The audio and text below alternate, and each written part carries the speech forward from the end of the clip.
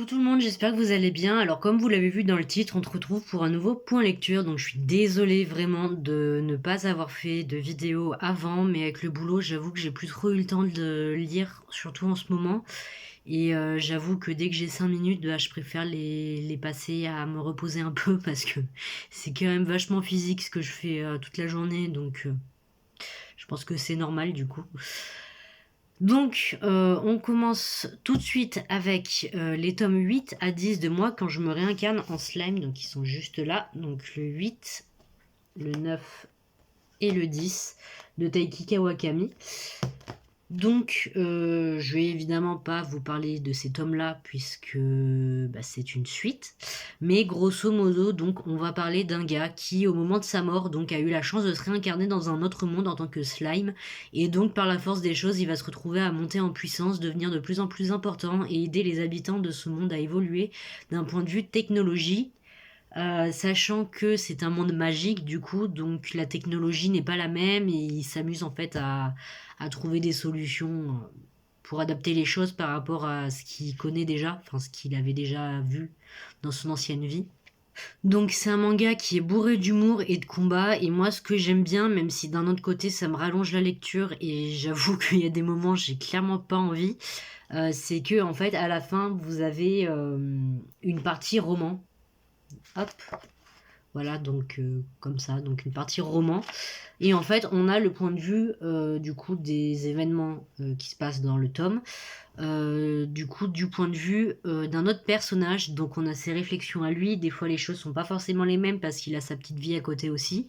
Et du coup, c'est vachement cool parce que ça permet d'en apprendre beaucoup plus. Et puis voilà, mais c'est vrai que ça peut être quand même assez long à lire parce que c'est vrai que c'est écrit vraiment petit, donc pas forcément la meilleure des choses, on va dire.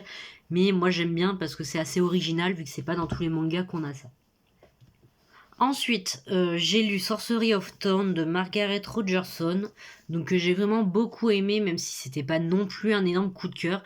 Donc il faut savoir que dans cet univers, en fait, les livres, ou plutôt les grimoires, surtout les grimoires magiques, sont classés en fait par différentes catégories, donc qui correspondent à la dangerosité du livre. C'est-à-dire qu'ils ont en gros leur propre conscience. Et en fait, les plus dangereux d'entre eux, si vous avez le malheur de les abîmer, ne serait-ce qu'un tout petit peu, ils se transforment en ce qu'ils appellent des maléfiques, en fait, c'est-à-dire que c'est des espèces de démons faits d'encre et de papier. Et en fait, ces démons-là, ils vous défoncent, en fait. Il n'y a pas d'autre mot à dire. Donc, du coup, dans cet univers, ils ont ce qu'on appelle des gardiens. Et donc, on va suivre Elisabeth, qui en fait rêve de devenir une gardienne pour du coup protéger le monde des livres, etc. Donc un jour, Elisabeth, en fait, elle va être accusée à tort d'avoir commis un crime capital en rapport avec la magie, donc elle va être envoyée chez les mages pour son procès. Et avec l'aide en fait de Nathaniel, donc un puissant sorcier, elle va devoir prouver son innocence puisqu'évidemment elle n'a rien fait. Sauf que ça va pas être facile puisqu'ils vont se retrouver en plein milieu d'un complot qui date déjà de plusieurs siècles. Donc comme vous pouvez le voir, j'ai quand même bien aimé ma lecture. Hein. J'ai mis quand même pas mal de post-it. Je sais pas si je vais arriver à tout vous les montrer. Surtout qu'il y en a des vachement clairs, donc à mon avis vous les voyez pas tous. Mais c'est pour vous donner une idée, donc ils sont surtout à la fin du livre. Hein. Donc c'était le premier du coup livre où je mettais des post-it au fur et à mesure du coup de ma lecture parce que j'avoue qu'il y avait quand même pas mal de choses pour moi qui étaient juste incroyables et que je voulais absolument marquer. Il y a un tome compagnon qui sort le 7 juin en France, donc vous pouvez être sûr que je vais le précommander et le lire, alors pas non plus direct après sa sortie, mais que je vais quand même le lire parce que la fin du tome 1, j'avais envie de tout casser.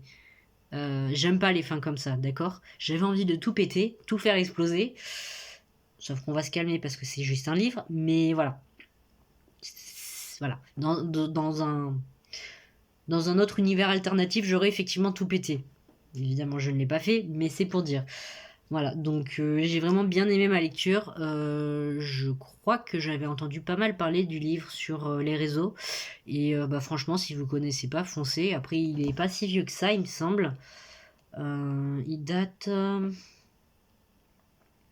de 2020 pour la traduction. Ça va, il a 3 ans. C'est pas non plus énorme, ça va. Ensuite, donc j'ai relu les tomes 1 à 3 de la boîte à musique de JG et Carbone, donc que j'avais déjà lu il y a un petit moment. Donc vous avez le tome 1 qui est ici, le tome 2 et le tome 3. J'adore la couverture du tome 3, elle est super jolie avec cette espèce d'univers un peu hivernal. Donc, en gros, dans cette BD, pareil, je vais pas vous en dire beaucoup parce qu'elles sont quand même relativement courtes comme vous pouvez le voir. On va suivre donc Nola, donc qui est cette jeune fille qui en fait pour ses 18 ans va recevoir une boîte à musique qui appartenait à sa mère qui maintenant du coup est décédée. Très vite en fait elle va se rendre compte qu'il y a un monde qui est enfermé dedans et elle va s'y rendre pour aider les habitants de Pandorian, donc c'est le nom du coup du monde qui est à l'intérieur.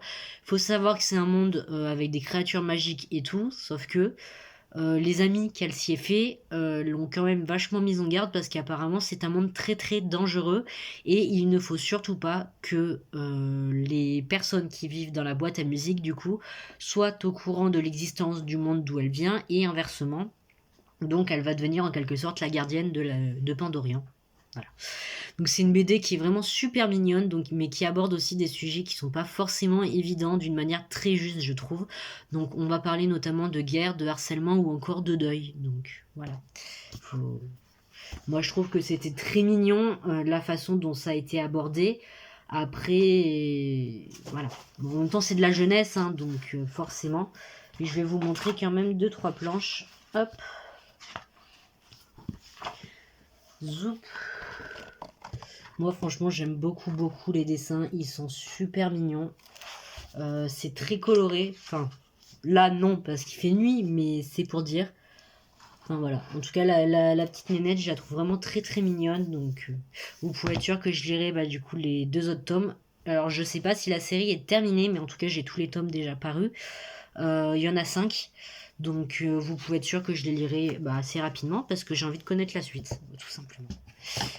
Et donc pour finir, j'ai lu Le Prince Cruel d'Holly Black, donc qui est le premier tome d'une trilogie. Alors je sais pas trop s'il y a un nom pour la trilogie, en tout cas il n'est pas marqué sur le livre, donc j'en ai aucune idée.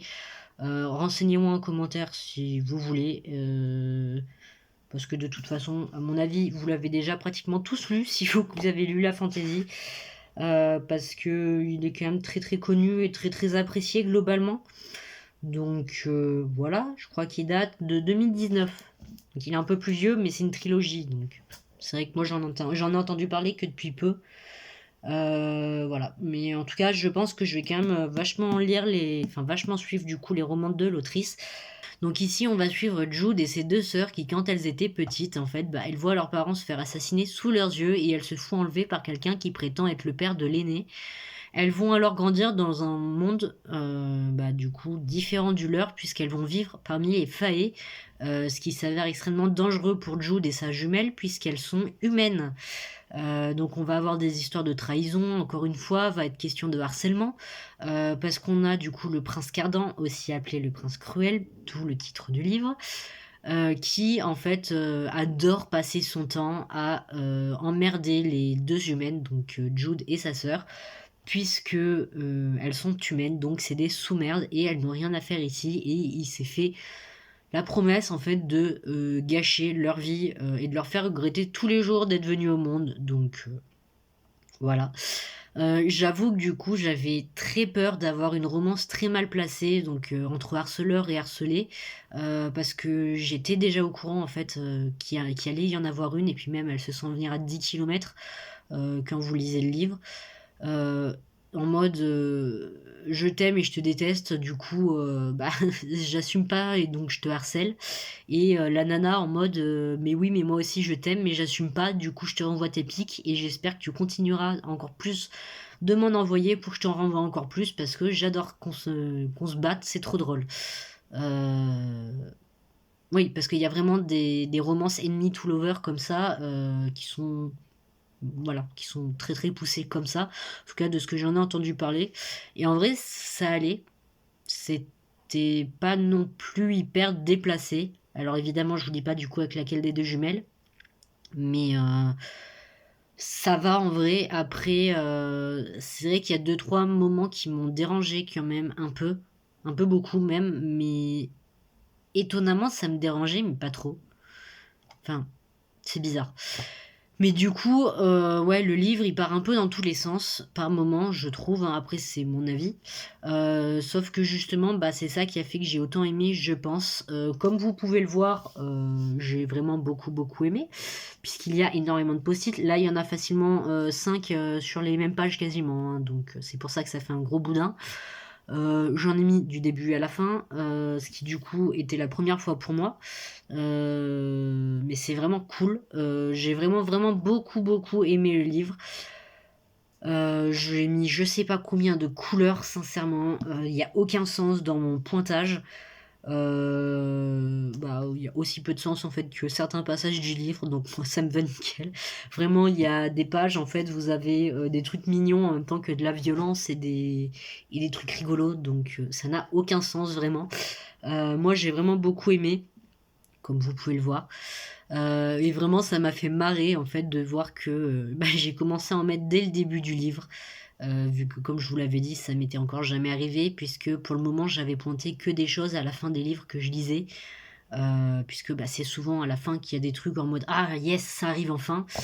Et en fait là non, bah, dès le début du livre il y avait des trucs qui m'interpellaient, que j'étais en mode oh trop bien.